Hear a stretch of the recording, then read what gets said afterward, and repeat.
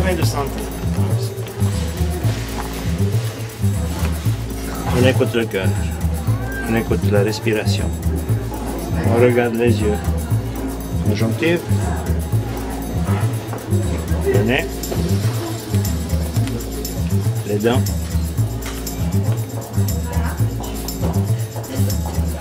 les gencives, les ganglions, le pelage.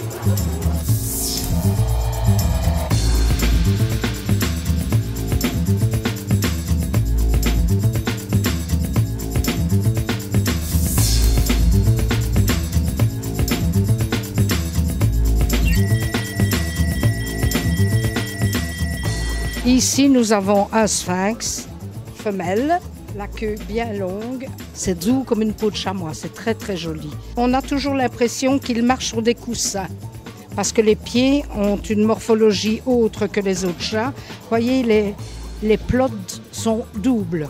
Il lui faut un break, le voilà. Il doit être très plissé ici, sur la tête. Ils ont une poitrine forte, vous voyez.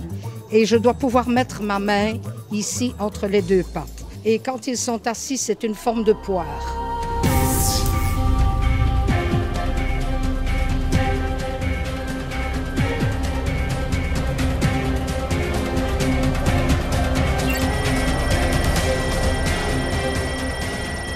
C'est un Norvégien.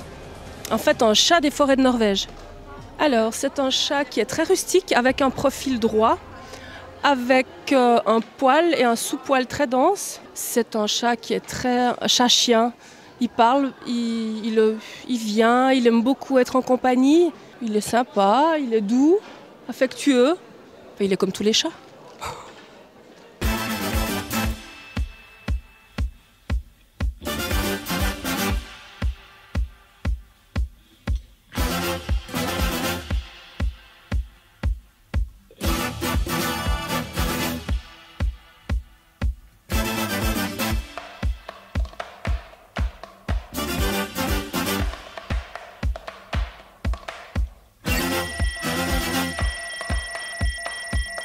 J'ai 4 magnifiques 100% pur sang gouttières. Est-ce que je peux les amener? Oui, tout à fait, tu peux les amener. Ça s'appelle les chats de maison.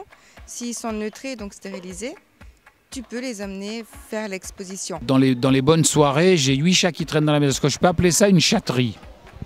Alors non, ce n'est pas du tout une chatterie. Pour avoir une chatterie, il faut avoir une affixe, donc être affilié à un cat club. J'ai repéré 4 mâles. Est-ce qu'avec mes 4 mâles, je peux monter une chatterie alors? Alors absolument pas, il faut la femelle qui va avec, évidemment. Sinon, tu ne peux pas avoir les bébés.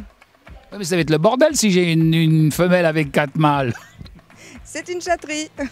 C'est l'autre nom pour dire chatterie.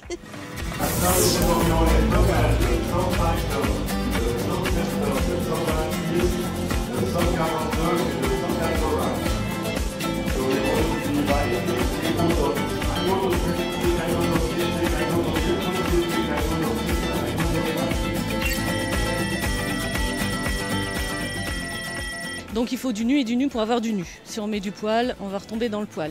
Donc la seule chose qu'on ait fait, c'est une sélection par rapport au nu pour entretenir la nudité et créer un standard. L'homme n'a absolument pas manipulé, ils sont pas malades, on les épile jamais. Plus il y a de rides et mieux c'est en fait. Donc on n'a pas intérêt à mettre de l'anti-rides. On provoquerait plutôt les rides si c'était possible. C'est une des qualités du sphinx, c'est justement qu'il ait cet air un peu renfrogné, un peu ridé. Ça fait partie du standard.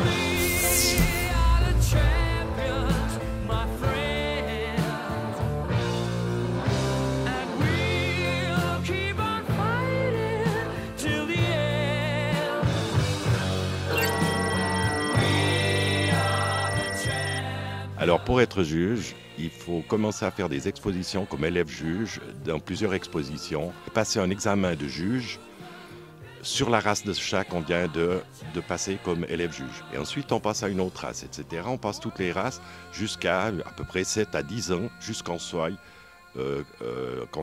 juge de toutes les races, ce qu'on appelle all-bred.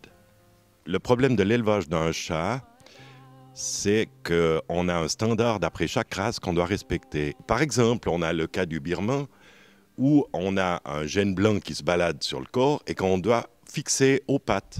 Et c'est pas toujours facile parce que le blanc doit être à la pliure des pattes, on doit avoir des éperons, donc des pointes à l'arrière des pattes arrière. Il ne doit pas avoir d'autres couleurs blanches qui traînent ailleurs, par exemple ce qu'on appelle des gouttes de lait. Et j'estime que c'est une race très très difficile.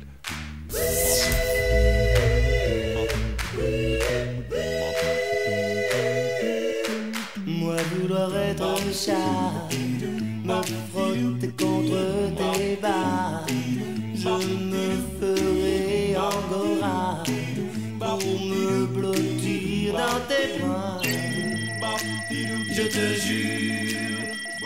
Je vous ai amené un sujet avec moi et j'aimerais que vous m'expliquiez comment on le prépare. Hein? Voilà, il a un poil long, lui. Bon. Perso s'amuse pour l'été, n'est-ce pas? Ah voilà, il a déjà tout mué. Donc, on va encore sortir peut-être 2 fois à l'expo. On va lui laisser repousser les poils. Ça veut dire que pour le mois de septembre, octobre, ça sera de nouveau tout bon. Il n'y aura pas de problème.